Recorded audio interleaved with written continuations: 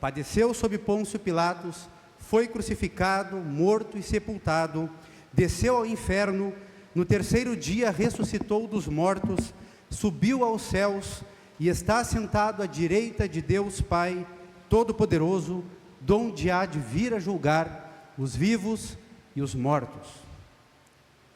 Estimados irmãos e irmãs no Senhor Jesus Cristo, esse texto é uma parte, do credo apostólico que há pouco nós confessamos. Podemos dizer também que é o resumo da vida do nosso Senhor Jesus Cristo. Nós podemos dizer também que é um breve currículo, da vida do nosso Senhor. Enquanto Ele esteve aqui, na terra, enquanto Ele esteve por mais ou menos 33 anos, fisicamente entre nós, o nosso Senhor, Ele não permaneceu morto. Paulo nos traz isso, deixa claro isso para nós. A morte tem que morrer em Cristo e perder todo o seu poder. A própria morte, meus irmãos, teve que morrer, teve que ser derrotada. A verdade é que Cristo Jesus vive e nós também viveremos. A ressurreição de Jesus é a garantia de que nós também ressuscitaremos. A ressurreição de Cristo, um tema muito comum na Páscoa, na época da Páscoa, mas na verdade é um tema que deve ser lembrado constantemente. Todo culto até é um momento para nós relembrarmos a ressurreição do Senhor. Estimada família cristã, nos evangelhos nós temos o relato da ressurreição. Hoje nós queremos abordar 1 Coríntios 15, olhar a ressurreição de Cristo também do ponto de vista do apóstolo Paulo. Paulo ele faz um breve resumo dos evangelhos em 1 Coríntios 15. Ele relembra para nós fatos essenciais da ressurreição de Cristo. O apóstolo, ele afirma que entregou para nós aquilo que ele recebeu. O que ele recebeu?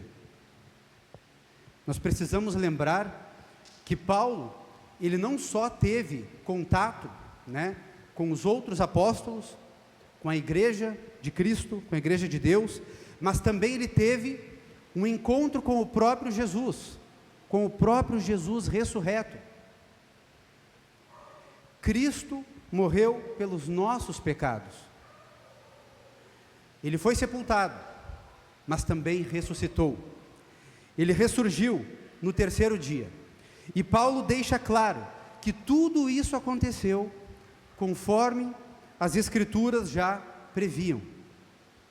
O nosso Senhor não só ressuscitou, como Ele também ficou por 40 dias, aparecendo aos discípulos, aparecendo à igreja, mostrando-se vivo, ressuscitado. Logo, irmãos, percebam que a nossa fé, ela não é uma fé abstrata. A nossa fé, ela não está firmada em fábulas humanas, em historinhas, mas ela está ancorada em Jesus Cristo ressuscitado. Ela está firme no próprio Senhor Jesus, em carne e osso. Cristo apareceu a Pedro e em seguida ele foi também e apareceu aos 12 apóstolos. Depois foi visto por mais de 500 pessoas. Paulo diz para nós, por mais de 500 pessoas, testemunhas oculares da ressurreição dele, de que antes ele estava morto e depois vivo. Depois ele foi visto também por Tiago e mais tarde por todos os apóstolos também. E por último, ele foi visto também pelo apóstolo Paulo. Apareceu a Paulo. E Paulo se considera o menor de todos os apóstolos. Ele chegou por último, né? Ele chegou depois. Mas não exatamente por isso. Ele se considera o menor de todos os apóstolos, porque ele não se acha digno de ser um apóstolo de Cristo. Por quê? Ele diz que ele não se acha digno porque ele perseguiu a igreja de Deus. Ele era um perseguidor da igreja antes. Veja um exemplo de humildade dele.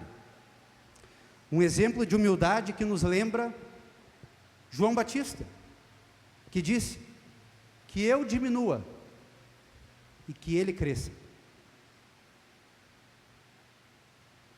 Lembra também o próprio Jesus, né?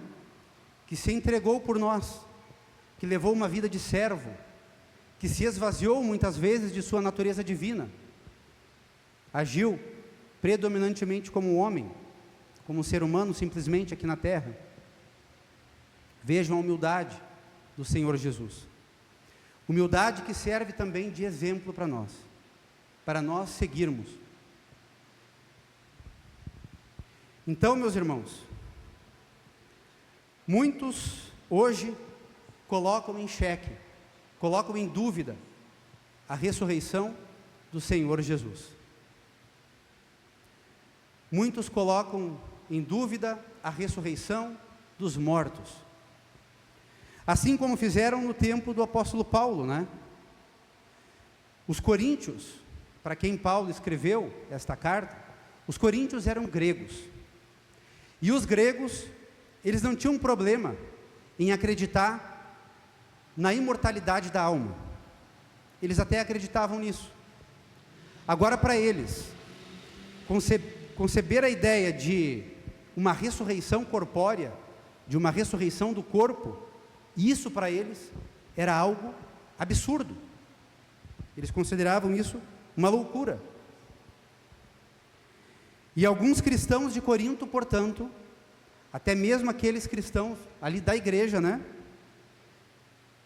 estavam tendo dificuldade em acreditar na ressurreição, em acreditar na ressurreição do corpo. E nos dias atuais, muitas pessoas também duvidam da própria ressurreição. Duvidam da ressurreição de Cristo, duvidam da sua própria ressurreição.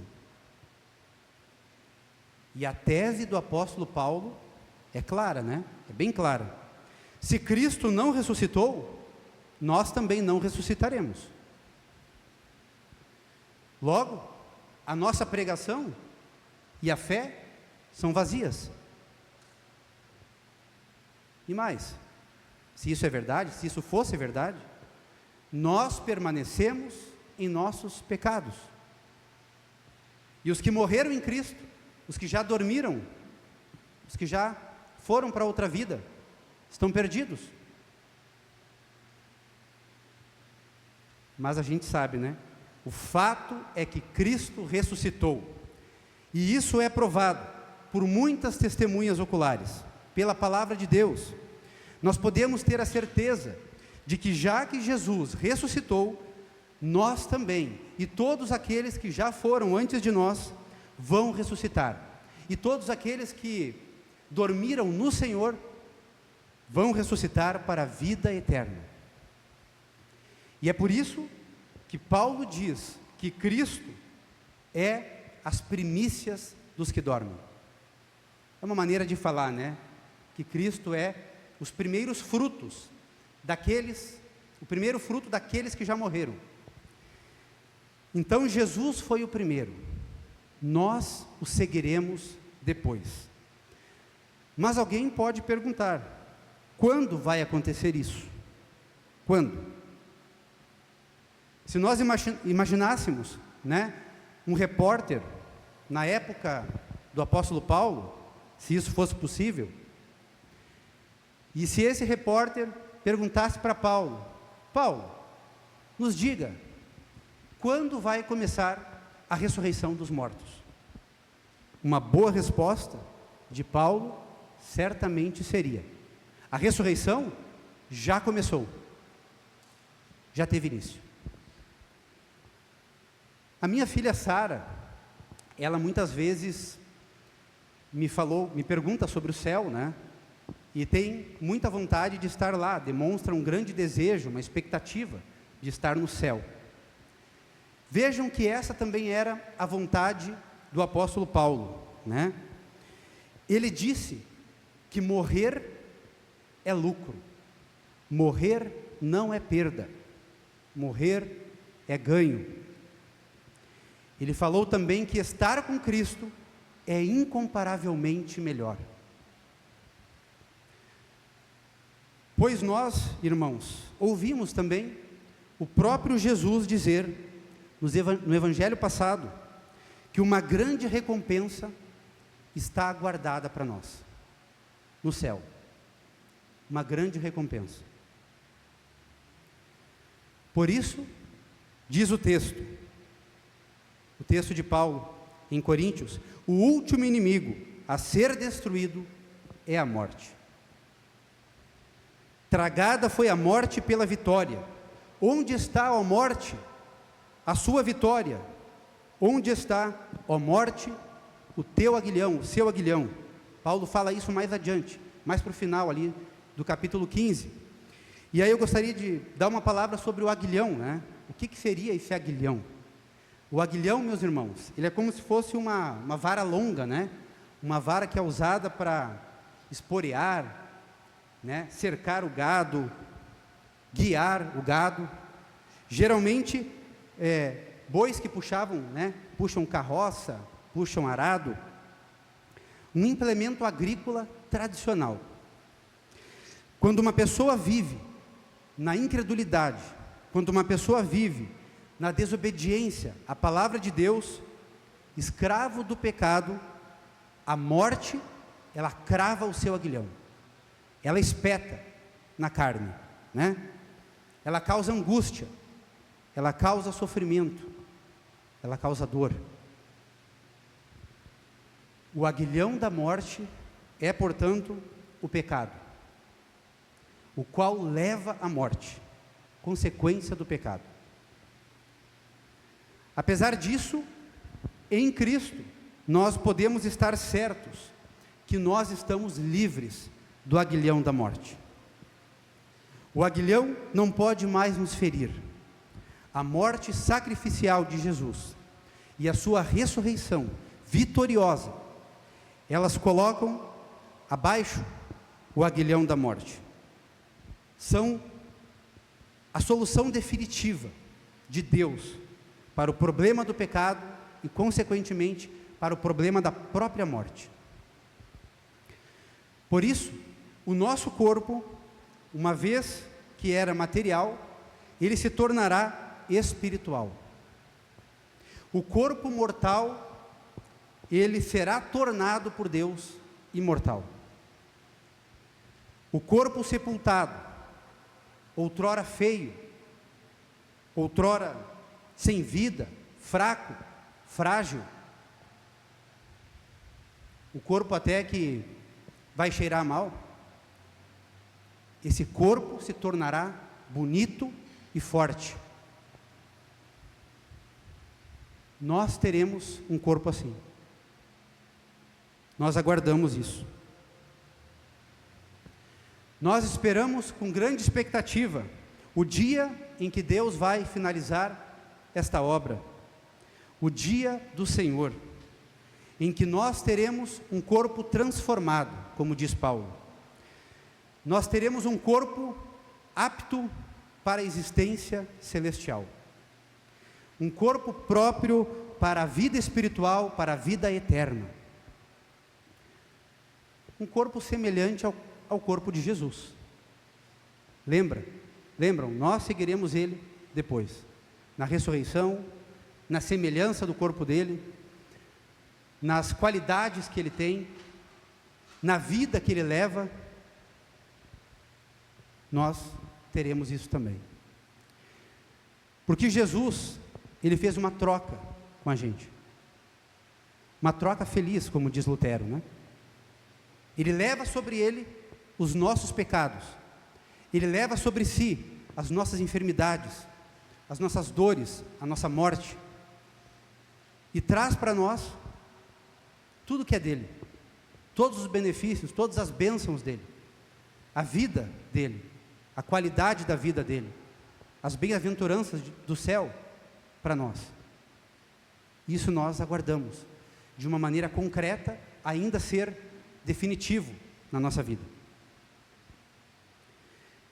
Quando isso vai acontecer mesmo? Bom, quando a gente não sabe. Mas Paulo diz para nós que será num instante. Quando for para acontecer, irá acontecer num instante. Vai ser como um abrir e fechar de olhos. É assim que será. Os mortos serão ressuscitados como seres imortais, e os que estiverem vivos, se Cristo voltasse, hoje, ou enquanto nós aí estivermos vivos, nós nem passaremos pela morte. Nós apenas seremos transformados quando esse dia chegar. Porém, querida congregação, ainda aguardamos, ainda esperamos isso acontecer. Nós aguardamos esse dia glorioso chegar. A nossa glória chegará depois. Há muita coisa ainda para nós fazermos, Há muita coisa ainda a ser feita nesta vida, até chegar o momento de nós irmos para o céu. Fazer o trabalho frutífero no reino de Deus, fazer o trabalho na igreja do Senhor, de acordo com os dons que Deus nos dá. Mas isso é com você e Deus, É com cada um de nós e Deus, conforme as bênçãos que Ele nos dá, conforme os dons que Ele nos dá, conforme as suas vocações, a tua vocação na tua família, no teu trabalho, na tua igreja, na sociedade. Mas você pode ter a certeza que tudo o que precisava ser feito para a tua salvação, Jesus fez. Tudo o que precisava ser feito para que você e a tua família sejam salvas, Jesus fez. Cristo já te perdoou. Deus já te aceitou. Bom, nessa semana a gente teve a morte, o falecimento de um pastor e professor do seminário, Paulo Pitt, que estava com câncer. Em 3 meses, mais ou menos, a vida dele foi ceifada pelo câncer. Ele agora está adorando e louvando a Deus na igreja triunfante, com toda certeza. Ele que gostava muito, de cantar, também de tocar instrumento, certamente está fazendo isso, junto com Deus. Nós seguiremos mais tarde, nós vamos depois. Enquanto isso, nós vivemos na graça de Deus. Nós estamos sob a sua graça. Ainda não estamos na glória, mas estamos na graça do Senhor. Tudo é por graça. Que nós possamos dizer como o apóstolo Paulo: pela graça de Deus, eu sou o que sou. Não é por mim mesmo, não é pelas minhas capacidades, não é pela minha força, mas é pela graça de Deus. E a sua graça que me foi concedida não se tornou vã, diz Paulo também. Então, meus irmãos, a gente vê como Deus é bom, como o Senhor derrama a sua graça sobre nós. Ele esbanja a sua graça dia após dia, de maneira sem medida. Como diz o Salmo, que nós lemos, Deus é compassivo, Deus é bondoso, Ele é rico em bondade, é grande o seu amor por nós, Ele nos coroa de graça e de misericórdia. Também no Evangelho, Jesus diz para nós sermos misericordiosos, para nós agirmos com misericórdia para os outros, com os outros, ter compaixão. E o ápice desse amor de Deus nós vemos em Cristo, né? Ao enviar Jesus Cristo para nós, nós vemos Deus derramando esse amor, essa misericórdia ao extremo, em favor de nós, para a nossa salvação. Deus tem misericórdia de nós, irmãos. Esse é o maior benefício que nós temos, é Deus ter enviado Jesus Cristo para nós. E eu quero concluir esta mensagem, dizendo com o apóstolo Paulo, portanto, queridos irmãos, continuem fortes, continuem firmes, continuem ocupados no trabalho do Senhor, porque vocês sabem que todo esse esforço nesse trabalho sempre traz proveito, não é em vão, sempre traz resultados para o reino de Deus. O bom Deus abençoe você e sua família. Amém.